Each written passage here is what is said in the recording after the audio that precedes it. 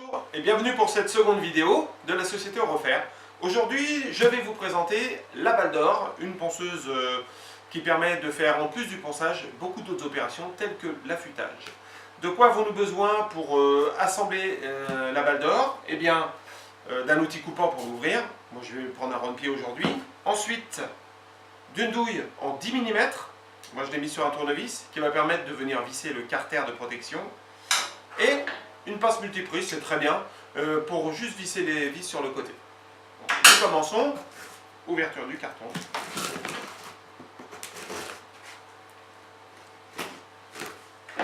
Voilà. Alors, qu'est-ce que vous trouvez quand vous recevez votre balle d'or dans l'emballage? Eh bien, une bande de ponçage, elle est fournie avec. En grain 36, c'est un grain qui est plutôt fort, mais qui est très utile pour faire des chanfreins, pour faire des biseaux. C'est quelque chose qui va accrocher très fort. La bande, un carter de protection. Avec ce carter, il y a deux rondelles, vous verrez tout à l'heure à quoi elles servent, et à l'intérieur du carter, nous avons des petites vis qui vont permettre de le fixer sur la balle d'or. Ensuite, nous avons la roue de contact sur laquelle on va venir mettre la bande de ponçage, et enfin la balle d'or, la voici. On se débarrasser du carton. Voici telle qu'elle est livrée, telle qu'elle est présentée, c'est-à-dire qu'elle est complètement nue. Vous avez de chaque côté des vis qui vont permettre de venir fixer les différents outils que vous voulez mettre. Donc vous pouvez indifféremment poser le carter et la roue de contact à droite ou à gauche de votre balle d'or. C'est vraiment à votre choix. Cela dépend de comment vous allez la disposer dans votre véhicule ou même dans votre atelier. C'est vraiment quelque chose de pratique. Vous choisissez votre côté. Donc nous allons commencer par mettre le carter. Donc pour ce faire, on va dévisser le boulon qui est à droite. Faites attention, c'est un pas inversé, c'est-à-dire que quand on veut le dévisser, il faut faire comme si on voulait le visser. On retire les petites platines. Voilà. Et nous allons venir fixer le carter. Maintenant, nous allons mettre le carter. Donc, on retire les vis. Et on vient placer le carter. Alors, vous pouvez le placer de la manière dont vous voulez. Faites attention, le carter il sert à éviter les projections dans le visage, donc il vaut mieux l'incliner vers l'avant, de façon à ce que les projections partent vers le bas et non vers votre visage. Donc, maintenant, on va ouvrir la poche avec les vis. Hop. Vous le mettez dans la bonne position, c'est-à-dire tout de même penché vers l'avant, et on vient mettre les vis. Donc, vous les mettez bien toutes les trois simultanément. Alors ce sont des vis qui sont auto-serrantes, c'est-à-dire qu'en fait une fois que vous les aurez mises, elles vont être compliquées à enlever. Donc ça ne se desserre pas en fait, même avec les vibrations, vous n'aurez pas de risque de desserrage de cette partie-là. Vous venez serrer, donc vous vous serrez avec modération, ça ne sert à rien de serrer trop fort, puisqu'elles tiennent toutes seules. Ensuite, on va venir placer la première entretoise, la première rondelle. Faites attention, à cet endroit-là, ici, vous avez une aspérité. Et dans cette aspérité, nous allons venir placer ici cette encoche. Ça va permettre d'éviter à la pièce de tourner. Donc vous venez vous mettre en face, vous tournez, oui, jusqu'à ce que ça rentre dedans. Et une fois que ça rentre dedans, c'est bloqué, ça ne peut plus bouger. Ensuite, on va mettre la roue de contact. Alors la roue de contact, la balle d'or est un outil bien fait. Ici, vous avez une flèche qui vous indique le sens de rotation de la machine. Et cette roue à la même flèche qui vous indique dans quel sens elle doit être placée, dans le sens de rotation. Donc vous faites attention à mettre bien vos deux flèches dans le même sens. Tac. Ce bruit là indique qu'elle est en place. Ensuite, on met le deuxième cache et on va venir mettre le boulon en faisant attention de le mettre dans le bon sens. Et on va le serrer du coup avec notre clé multiple. Vous tenez la roue et vous faites un petit quart de tour, tout simplement, ça n'a pas besoin d'être serré trop fort. Et maintenant, nous allons mettre en place la bande. Donc la bande, elle se met en force en fait. Donc il suffit de la mettre comme ceci. Et vous venez légèrement forcer. Vous voyez les roues crantées de la ponceuse s'écartent légèrement.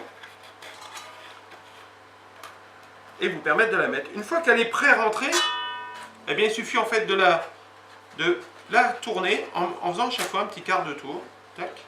Voilà, et vous appuyez et votre bande va venir tranquillement prendre sa place.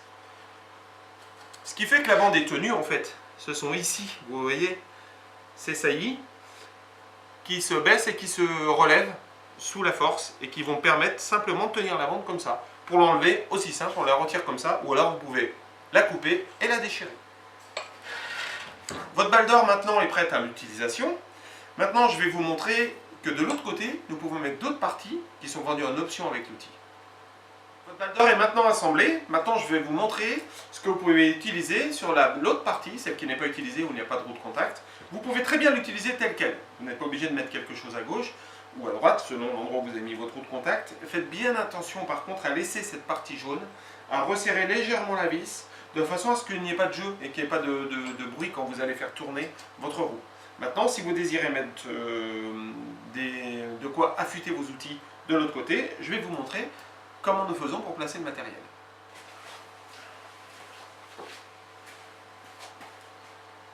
Alors nous avons différents moyens, différentes choses. Donc la première chose que nous pouvons utiliser, c'est ceci, c'est un Scotch-Brite que nous pouvons utiliser pour affûter les râpes.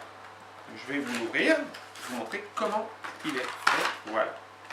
Donc c'est une roue, petite roue en nylon, et sur cette roue en nylon, nous avons positionné du diamant sur environ 1,5 cm de profondeur, ce qui va permettre de venir affûter les râpes. Cet outil-là est principalement utilisé pour affûter les râpes.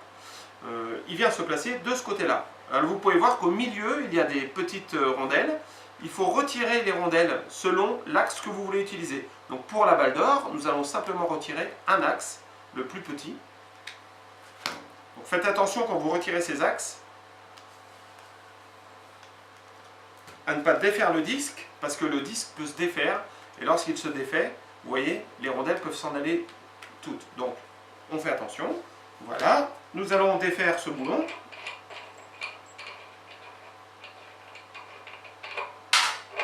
Retirer la première rondelle, retirer ce petit axe et venir placer cette partie-là. Alors vous faites attention, il y a aussi un sens de rotation. Celui-là il est facile à appréhender. Quand vous faites tourner la balle d'or, vous mettez votre doigt dessous et ça doit glisser tranquillement sans venir vous agrafer le doigt. Si jamais c'est dans le mauvais sens, au contraire vous allez être à rebrousse-poil et vous allez envoyer les poils dans l'autre sens. Donc là c'est assez simple. Ensuite on met la rondelle. Les deux petites rondelles qui étaient fournies avec la balle d'or au départ servent principalement pour cet outil-là. Vous venez les placer sur le côté. Et après, il suffit simplement de venir visser, comme ceci. Vous venez en compression et votre disque est bien prisonnier et va vous permettre de pouvoir affûter vos râpes. Nous verrons dans un prochain post comment se servir de ces outils-là pour affûter. Donc ceci est fait. Ensuite, comment mettre ceci, ce sont des disques en feutre. En fait, ce sont des disques qui vont permettre de supporter une pâte abrasive pour affûter vos outils. Nous choisissons de vous les faire doubler. Pourquoi? Parce que vous avez plus de largeur, une surface plus large qui va permettre d'affûter les outils beaucoup plus correctement. Alors, nous démontons. On enlève les rondelles. La première platine et le cache. Donc là, à ce moment précis, vous laissez la petite rondelle à l'intérieur. Pourquoi? Parce qu'elle va vous permettre de bien tenir les deux disques en feutre. Donc vous la laissez, vous voyez que les disques en feutre vont venir se positionner dessus. Ils sont parfaitement bloqués. Ensuite, une fois que ça c'est fait, il faut faire extrêmement attention à ce qu'ils soient bien collés l'un à l'autre. Ensuite, vous mettez le cache, vous mettez les rondelles, et on va venir en compression visser le boulon. Ici.